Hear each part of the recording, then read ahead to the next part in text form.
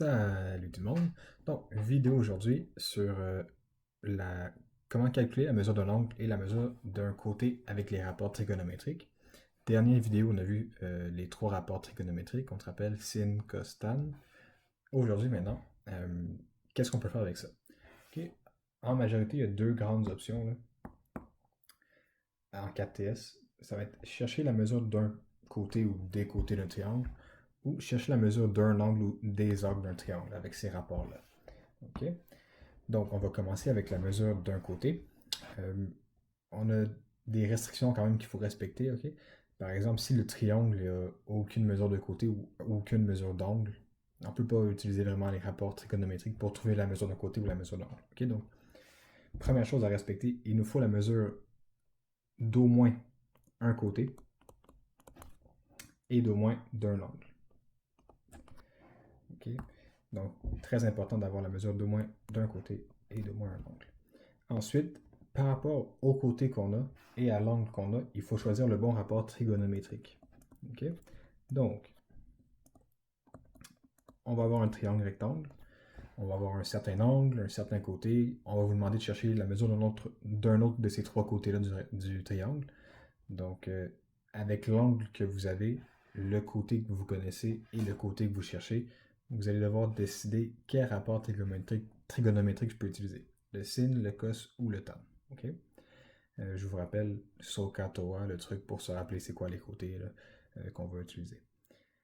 Ensuite, quatrième étape, le côté et la mesure d'angle qu'on a, on va venir le remplacer dans la formule du rapport trigonométrique qu'on a choisi. Et dernière étape, on va juste isoler la valeur qui nous manquait. Okay, donc, c'est 4 étapes pour trouver la mesure d'un côté avec un rapport trigonométrique. Maintenant, calcule la mesure de l'angle ou des angles d'un triangle. Il nous faut la mesure de deux côtés. Okay? Pas le choix. Ensuite, il faut choisir le bon rapport trigonométrique, un peu comme pour la mesure d'un côté. Encore une fois qu'on a pris le bon rapport trigonométrique, on prend les deux mesures de côté qu'on connaît et on va les remplacer dans la formule du rapport trigonométrique si on veut. Dernière étape, désolé. Avant-dernière étape, on fait le calcul, on va isoler la donnée qui nous manque. Et maintenant, la dernière étape, quand on calcule la mesure d'un angle avec les rapports trigonométriques, vous allez faire un calcul, ça ne vous donnera pas automatiquement la mesure de l'angle. Okay? Il faut prendre sa calculatrice et faire le sin-1, cos-1 ou tan-1. Sin-1, cos-1, tan-1 dépend. Non? Tout ça ici, là, ça dépend de la formule trigonométrique que vous allez utiliser au départ, là, okay? Du rapport trigonométrique. Maintenant, sur la calculatrice, comment on fait pour procéder pour faire le sin-1, le cos-1 ou le tan-1? Okay? Sur une calculatrice normale, là, habituellement, vous avez sin, cos, tan directement qui sont des touches de la calculatrice. Okay? Pour faire sin-1, vous faites juste deuxième fonction. Donc, c'est le bouton comme ça ici sur votre calculatrice. Et ensuite, vous cliquez sur le sin, le cos ou le tan. Et ça va vous faire sin-1, cos-1 ou tan-1. Okay? Ça se peut que sur votre calculatrice, ça ne soit pas deuxième fonction. Okay? Il y a des dérivés, là. C'est pas trop compliqué à trouver. Le fait juste regarder votre calculatrice, trouver sin, cos, tan. Il va sûrement avoir un bouton sur la calculatrice pour activer le sin-1, cos-1, tan-1. Ok, donc, allons faire deux exemples. Donc, comment calculer la mesure d'un côté manquant et un autre exemple pour comment calculer la mesure de l'angle manquant. Donc, premier exemple, comment calculer la mesure d'un côté. Donc, je regarde. J'ai l'angle B, je le connais, mesure 36 degrés. Je cherche la mesure de quel côté? Mais c'est le plus long côté du triangle rectangle, donc c'est l'hypoténuse. Fait que là, je me dis dans ma tête, quels sont les rapports trigonométriques qui font intervenir l'hypoténuse? Si on se rappelle, j'ai le sin qui est égal à mesure du côté opposé sur mesure de l'hypoténuse, et j'ai le cos qui est égal à mesure du côté adjacent sur mesure de l'hypoténuse. Okay? Donc, j'ai mon angle de 36 degrés, qui est l'angle B. Je cherche l'hypoténuse, donc mes deux options, c'est sin et cos. Et quel est le deuxième côté? Ben, quel est le côté que je connais, que je vais devoir utiliser? C'est lui ici, c'est le côté BC. Et le côté BC par rapport à l'angle B, c'est quoi? C'est son côté adjacent. Donc, j'ai l'angle de 36 degrés, j'ai le côté adjacent à l'angle B et je cherche l'hypoténuse. C'est quoi le rapport trigonométrique que je vais utiliser? Eh bien, c'est cos. Okay, donc, une fois que j'ai choisi mon rapport trigonométrique, je venais remplacer les données. Donc, je vais avoir cos de 36 degrés qui est égal au côté adjacent, qui est 40, sur l'hypoténuse, la mesure de l'hypoténuse. Donc, maintenant, je dois isoler la mesure de l'hypoténuse que je cherche. Donc là, c'est une division, hein? Donc je vais multiplier de chaque côté. Ça va me donner hypoténuse multiplié par cos de 36 est égal à 40. Je vais diviser par cos de 36 de chaque côté. Donc la mesure de l'hypoténuse va être égale à 40 divisé par cos de 36 degrés.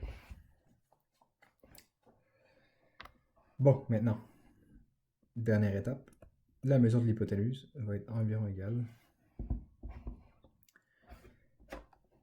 cos de 36. Okay? Quand on fait sin cos tan, minimalement, quand vous faites le cos, le sin ou le tan, gardez 4 chiffres après la virgule. Okay? Minimum. Si vous voulez garder tous les chiffres après la virgule, ben, c'est bien, là, mais si vous voulez faire tout ça en un calcul, vous pouvez le faire aussi. Ça va vous donner la valeur approximative la meilleure. Là. Mais sinon, si vous n'êtes pas capable de faire la calculatrice, faites cos de 36, gardez 4 chiffres après la virgule et ensuite faites la division. Okay? Donc, si je fais 40 divisé par cos de 36, ça donne environ 49,44 cm. Là, je vais juste vous expliquer. Si je le faisais en deux étapes, okay, ce que je veux dire par le 4 chiffres après la virgule, là, on serait ici, hypoténuse est égale à 40 divisé. Là, je ferais cos de 36, ça donne 0,809016994. Okay? Comme je disais, je vous laisse garder 4 chiffres après la virgule, donc c'est un minimum. Donc ici, ça serait 0,8090. Okay? Donc ça ici, ça sera acceptable. Donc, je ferai hypoténuse environ égale 40 divisé par 0.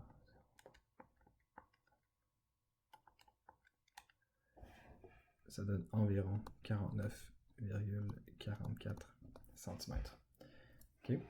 Ici, on est chanceux, ça donne la même approximation, là, environ, mais les chiffres après le 44 ne sont pas les mêmes que quand je les calcule ici, là. Mais ça donne la même chose. Si vous gardez 4 chiffres après la virgule, ça se peut que des fois, mettons que je corrige un numéro avec vous, on ne trouve pas la même réponse. Okay? Parce que là, c'est quand même une grosse approximation, là, ça ici. Là. Okay? Parfait. Donc, l'exemple est terminé pour comment calculer la mesure d'un côté manquant. Bon, deuxième exemple, comment calculer la mesure d'un angle manquant. Donc, je cherche la mesure de l'angle A ici. Est-ce que j'ai deux côtés? Est-ce que je connais deux côtés? Oui, je connais ce côté-là, le côté BC. Et je connais ce côté-là ici, le côté AC. Okay? Donc, je cherche un angle, j'ai deux côtés. Je peux utiliser les rapports trigonométriques. Et bien sûr, il ne faut pas oublier, je suis dans un triangle rectangle. Obligatoire. Parfait. Donc, je regarde mon angle A. Les deux côtés que j'ai, c'est quoi par rapport à l'angle A? Donc, le côté BC, qui est le côté rose. Mettons, je fais ma flèche comme ça. Vous vous rappelez de la dernière vidéo. Quand je prends un angle, je pars d'un angle, je fais une flèche. Le côté que je croise, c'est le côté opposé. Donc, BC, c'est mon côté opposé. Alors là, il faut que je réfléchisse. Quel rapport trigonométrique je vais utiliser? Quel rapport trigonométrique fait intervenir les côtés opposés? Eh bien, j'ai sin qui est égal à opposé sur hypoténuse. Et j'ai tan qui est égal à opposé sur adjacent. Parfait. Maintenant, je dois départager entre les deux lequel je vais utiliser. Je regarde le deuxième côté que je connais, c'est le côté AC. C'est le côté qui est vis-à-vis à l'angle de 90 degrés. Qu'est-ce que ça veut dire? Ça veut dire que le côté AC, c'est l'hypoténuse. Alors, le rapport trigonométrique gagnant ici, c'est sin. Alors, je vais prendre sin de l'angle A, est égal, opposé sur hypoténuse. Ici, ça va être 62 sur 146. Et là, c'est à la prochaine étape que je vais devoir utiliser sin moins 1. Okay, donc, là, regardez bien, là, je vais changer un petit peu. Ça devient mesure de l'angle A est égal à sin moins 1 de 62 sur 146. Okay. Sur la calculatrice ici, vous pouvez faire tout ça en une étape. Vous programmez sin moins 1, parenthèse 62 sur 146, vous faites Enter, ça vous donne la réponse directement. Okay. Par contre, ceux qui ne veulent pas faire ça, vous pouvez commencer par faire la division ici. Gardez 4 chiffres après la virgule au moins. Okay, puis ensuite, faites sin moins 1 de cette division-là, okay, de la réponse de la division ici. Donc, moi, je vais le faire automatiquement. Mesure de l'angle A me donne environ 25,13 degrés. Okay. Maintenant, ceux qui auraient voulu faire la division avant, on aurait trouvé sin de A est égal à 62 sur 146. Ça aurait donné sin de A est environ égal à 0,4247. Ensuite, je fais mesure de l'angle A est environ égal à sin moins 1 de 0,4247. Ça me donne mesure de l'angle A est environ égal à 25,13 degrés. Okay. Qui est la même chose. Donc, voici l'exemple pour comment trouver la mesure d'un angle à partir d'un rapport trigonométrique quand on est dans un triangle rectangle. Même chose hein, pour l'exercice précédent, là, comment on calcule la mesure d'un côté. Souvenez-vous, si vous utilisez les rapports trigonométriques, ça doit obligatoirement être un triangle rectangle. Parfait, donc maintenant je vais vous donner les exercices à faire dans votre cahier. Alors, les exercices pour la matière qu'on vient de voir, dans votre cahier d'exercice bien sûr, ça va être page 5, numéro 7, page 6, numéro 8, la page 7 au complet, et finalement la page 11, numéro 15. Prochaine vidéo va être sur la loi des sines. Bonne écoute.